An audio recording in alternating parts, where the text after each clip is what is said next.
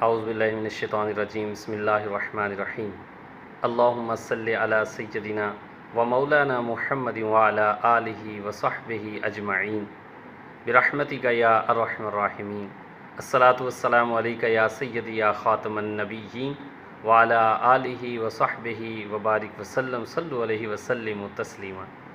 میرے YouTube channel اسلام کی روشنی سب کے لیے کے ناظرین، السلام علیکم ورحمۃ اللہ وبرکاتہ۔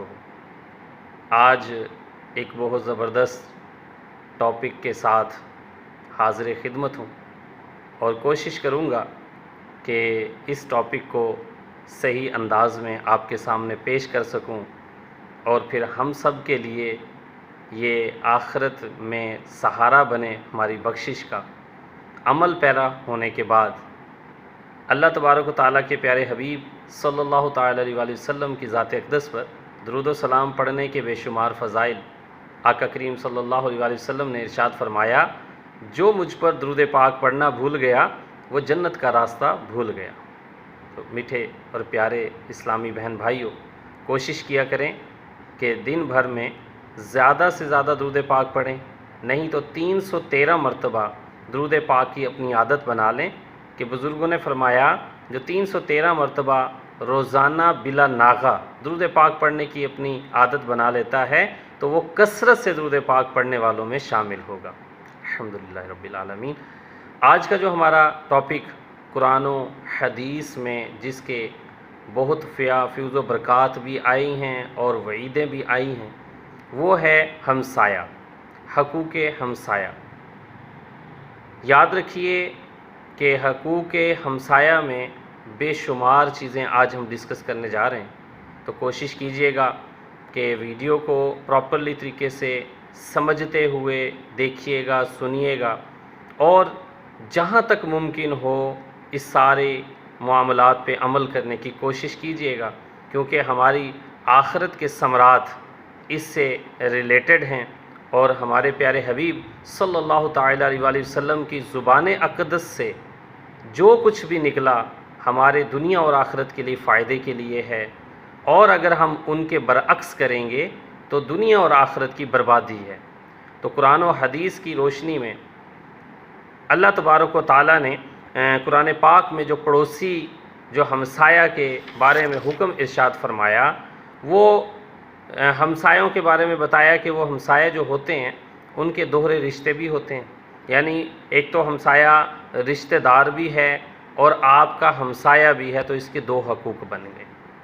اور دوسرا ایسا ہے کہ رشتہ دار نہ ہو، صرف ہمسایہ ہو، تو اس طرح وہ ہمسائے کے حق میں شامل ہے۔ اب ایک اور جو ہے وہ فرمایا کہ نہ رشتہ دار ہو اور نہ ہمسایہ ہو، بلکہ ہم مجلس ہو، ساتھ بیٹھنے والا رفیق ہو، تو وہ بھی آپ کے ہمسائے کے حقوق میں آتا ہے۔ تو میرے اسلامی بہن بھائیوں، کوشش کریں کہ میں جو حدیث پاک پیش کرنے لگا ہوں بڑی مفصل حدیث ہے، اور جب حدیث پاک کے بارے میں، جب ہمسایوں کے بارے میں آقا کریم اپنے صحابہ اکرام علیہم رضوان کو ارشادات فرما رہے ہیں، تو صحابہ فرماتے ہیں کہ ایک وقت ایسا آیا کہ جب ہم نے اتنے فیوز و برکات سنے، ہمسایہ کے حقوق سنے، تو ہمیں لگنے لگا کہ ہمارے وراثت میں بھی اللہ کے محبوب جو ہیں وہ ہمسایوں کو حصہ دار بنا دیں گے۔ تو اب حدیث پاک سن لیجئے۔ عمر بن شعیب کے دادا سے روایت ہے کہ آقا کریم رؤوف الرحیم صلی اللہ تعالیٰ علیہ وآلہ وسلم نے ارشاد فرمایا، جس نے پڑوسی سے اپنے گھر والوں اور مال کے بارے میں خطرہ محسوس کیا، دروازہ بند کر کے سویا، تو ایسا پڑوسی مومن نہیں۔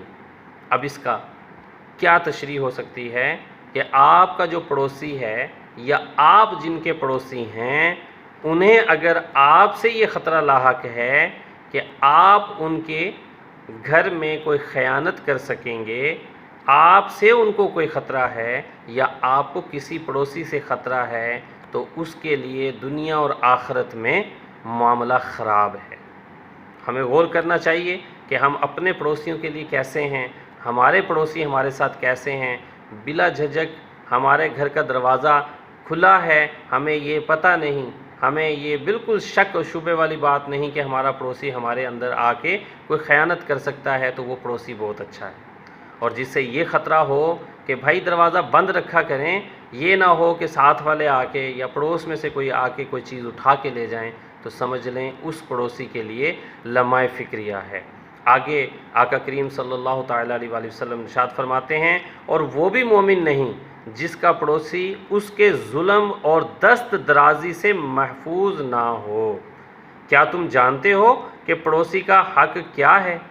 اگر وہ مدد طلب کرے تو ان کی مدد کی جائے، اگر وہ قرضہ مانگے تو اسے قرضہ دو، اگر وہ فقر و فاقہ کا شکار ہو تو اسے نفع پہنچاؤ۔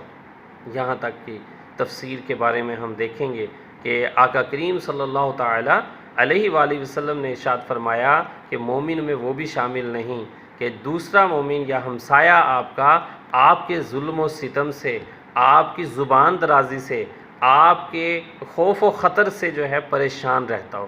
تو ہم نے یہ بھی خیال رکھنا ہے کہ ہم محلے میں اپنے پڑوسیوں کا کتنا خیال رکھتے ہیں، کہیں ہمارے شر سے کوئی پریشان تو نہیں ہے۔ اگر ایسا ہے تو توبہ کیجئے اور اپنا رویہ درست کیجئے کہ یہ ہمیں بخشوانے والا نہیں بلکہ پھنسانے والا معاملہ ہے۔ آگے آقا نے ارشاد فرمایا کہ وہ پڑوسی کا جو معاملات ہیں، اگر وہ آپ سے مدد طلب کرے تو اس کی مدد کریں، اگر وہ فقر و فاقہ میں ہے تو اس کی پوری طریقے سے جو ہے نا آپ اس کی مدد کریں گے، اس کے کھانے پینے معاملات میں بھی اور اس کی تنگ دستی میں بھی۔ اگر وہ آپ سے قرض مانگتا ہے تو آپ اسے قرض دیں گے، کیونکہ یہ حقوق ہمسایہ میں شامل ہے۔ اور اسی طرح اگر آپ اسے کوئی نفع پہنچا سکتے ہیں تو آپ کوشش کریں کہ اسے نفع پہنچائیں، اور اگر وہ بیمار پڑ جائے تو اس کی عیادت کریں۔ اور ہمیں پتہ بھی نہیں چلتا کہ ہمارے ہمسایوں میں کیا کچھ ہو رہا ہوتا ہے، کون کھا رہا ہے، کون پیاسا بھوکا سو رہا ہے، جبکہ یہ ساری باز پرس ہم سے ہونی ہے۔ تو اسلامی بہن بھائیوں، اسلام ہمیں اتنی پیارے طریقے سے درس دے رہا ہے۔ 1400 سال پہلے آقا کریم صلی اللہ علیہ وآلہ وسلم نے ہمیں اتنے پیارے ارشادات عطا فرمائے ہیں۔ کیا آج ہمیں یہ پتہ ہے کہ ہم اپنے پڑوسیوں کے سامنے کیسے ہیں؟ کیا ان ساری باتوں پہ جو آقا نے ہمارے لیے فرمائی ہم ان پہ پورا اترتے ہیں؟ پھر فرمایا اگر خوشی حاصل ہو تو انہیں مبارکباد دو، اور اگر مصیبت میں گرفتار ہو جائیں تو صبر کی تلقین کرو، اور اگر کوئی فوتگی میں آ جائے یعنی مر جائے تو ان کے جنازے کے ساتھ قبرستان تک جائیں۔ اور یہ دیکھیں کہ ہمارے معاملات کیا ہیں۔ آج ہمیں کچھ پتہ نہیں چلتا کہ ہمارے محلے میں کون بیمار ہے، کہ ہم کون ایسا مصیبت زدہ ہے کہ ہم اس کو دلاسا دیں، اور دلاسا دینے سے آدھی مصیبت اس کی دور ہوتی ہے، اور کون ایسا ہے کہ جو فوت ہو گیا اور ہمیں اپنے کاروبار کی پڑی ہوئی ہے، ہم دکانیں کھول کے بیٹھے ہوئے ہیں، ہم اپنے آفیسز میں گئے ہوئے ہیں۔ حالانکہ ہمسایہ جب وہاں پہ فوتگی ہوتی ہے تو نہ وہ کھانے کا اہتمام کر سکتا ہے، نہ وہ پینے کا اہتمام کر سکتا ہے، تو اس کی ذمہ داری ہمسایوں پہ ہوتی ہے۔ دور دراز سے ان کے مہمانوں نے آنا ہے، ان کے بیٹھنے اٹھنے کی جگہ، وہ پریشانی میں گرفتار ہیں، تو بیٹھنے اٹھنے کی جگہ کا انتظام کرنا ہمارا یعنی ہمسایوں کا حق ہے، ان کے کھانے پینے کا اہتمام کرنا ہمسایوں کا حق ہے۔ تو کیا ہم یہ کرتے ہیں؟ ہمیں چیک کرنا ہے، ہمیں یہ دیکھنا ہے اپنے اندر کہ ہمارے اندر یہ تو نہیں ہے۔ پھر ارشاد فرمایا کہ اس کے گھر سے اونچا گھر بنا کر اس کے گھر کی ہوا نہ روکو، سوائے اس کے کہ تم اس سے پہلے اجازت طلب کر لو۔ اللہ اکبر! ہمیں سوچنا پڑے گا۔ آج تو ہمارا ہمسایہ اگر دیوار میں کیل ٹھونکنے لگے تو اس پہ ہم برہمہ ہو جاتے ہیں، اور ماں بہن ایک کر دیتے ہیں، گالیاں گلوچ ہونا شروع ہو جاتی ہیں۔ گھر بن رہا ہو، 1 انچ بھی اگر اینٹ ہماری طرف لگ جائے تو ہم وہاں پہ وابیلا کھڑا کر دیتے ہیں اور کیسز تک بنا دیتے ہیں ہمسایوں پہ، اور کوئی پتہ نہیں چلتا ایک کی بلڈنگ دوسرے سے اوپر جا رہی ہے۔ کبھی کسی نے ہمسائے سے پوچھا ہے کہ تمہاری ہوا رک جائے گی، میں یہ چاہتا ہوں تھوڑا سا بڑھا لوں، تو آپ کی طرف سے اجازت ہے؟ تو اس نے کہاں انکار کرنا ہے، اس نے تو یہی کہنا ہے کہ بھائی آپ اپنی جگہ پہ بنا رہے ہو نا یار، ہمیں کیا اعتراض ہو سکتا ہے۔ لیکن محبوب کی سنت اور محبوب کا فرمان پورا ہو جاتا ہے۔ تو یہ کوشش کریں کہ ان باتوں کو غور کریں، ہمسایوں کی یہ حقوق ہیں۔ اور پھر فرمایا اپنی ہانڈی کی خوشبو سے اسے تکلیف نہ دو۔ اللہ اکبر! کیا ہے کہ اگر آپ کوئی چیز بنا رہے ہیں تو اس کی خوشبو آپ کے غریب ہمسائے تک نہ جائے، کہ ان کے بچے بھی یہ توقع کریں یا والدین سے یہ کہیں کہ ہم نے بھی یہی چیز کھانی ہے یا چیز بنانی ہے جو ان کے والدین میں استطاعت نہ ہو۔ اور پھر ارشاد فرمایا کہ جب تم بنا لو تو ان کے گھر میں بھی بھیجو، ٹھیک ہے نا جی۔ تو ہم نہیں کرتے، ہم تو مانگے بھی نہیں دیتے۔ کوئی چیز مانگنے کوئی آ جاتا ہے نا کہ سالن ہے یا کوئی چیز ہے کھانے پینے کی، تو ہم پڑی ہوئی بھی ہوگی تو ہم انکار کر دیتے ہیں۔ اور اگر پھل خریدو تو اسے تحفہ کرو، یعنی ہمسایوں کو بھی اس میں سے تحفہ دیں۔ آج ہم ان باتوں سے بہت دور جا چکے ہیں، تو انہیں ہم نے سوچنا ہے، کرنا ہے۔ یہ سارے حقوق ہمسایوں کے ہم پر ہیں۔ اور پھر فرمایا کہ اگر تم ایسا نہ کر سکو تو اپنے گھر میں خاموشی کے ساتھ لے کر جاؤ، کہ کہیں ایسا نہ ہو کہ تمہارے بچے فروٹ کھاتے ہوئے، میوہ جات کھاتے ہوئے باہر نکلیں اور غریب غربا ہمسایوں کے بچے انہیں دیکھ کر ترستی ہوئی نگاہوں سے دیکھیں، یا ان کے دل میں یہ شبہ آئے کہ ہم تو غریب ہیں، ہم نہیں کھا سکتے، ان کے دل کو ٹھیس پہنچے، اور ماں باپ کو اگر کہیں تو وہ بھی نہ دلوا سکیں، تو اس طرح سے ہمسایوں کی حق تلفی ہوگی۔ تو ہمیں یہ سارے معاملات کرنے سے منع فرمایا گیا ہے۔ حدیث مبارکہ آقا کریم صلی اللہ تعالیٰ علیہ وآلہ وسلم نے ارشاد فرمایا، خدا کی قسم وہ مومن نہ ہوگا، خدا کی قسم وہ مومن نہ ہوگا، خدا کی قسم وہ مومن نہ ہوگا، 3 دفعہ ارشاد فرمایا۔ صحابہ علیہم رضوان نے عرض کیا، یا رسول اللہ صلی اللہ علیہ وآلہ وسلم کون؟ آقا کریم خاتم النبیین صلی اللہ علیہ وآلہ وسلم نے ارشاد فرمایا، وہ شخص جس کی شرارتوں سے اس کا ہمسایہ محفوظ نہ ہو۔ تو یہ ساری باتیں غور کرنے کی ہیں۔ بہترین آقا کریم صلی اللہ علیہ وسلم کا ارشاد ہے، بہترین دوست وہ ہے جو اپنے دوستوں کے لیے بہتر ہو، اور بہترین ہمسایہ وہ ہے جو اپنے ہمسائے کے لیے بہتر۔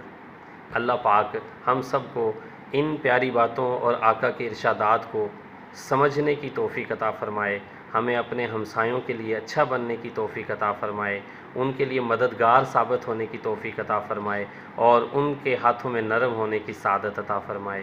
خود بھی اپنا بھی خیال رکھیں، اپنے ہمسایوں کا بھی خیال رکھیں، اور جو کھانے پینے کی استعمال کی چیزیں ہیں ان کے ساتھ شیئر کریں، اور کوشش کریں بعض پرس رکھیں کہ آپ کے ہمسایہ میں کون ضرورت مند ہے اس کی ضرورت پوری کریں، کون بیمار ہے تیمارداری کریں، کون فوت ہو گیا ان کے ساتھ جنازے میں بھی جائیں، قبرستان میں بھی جائیں۔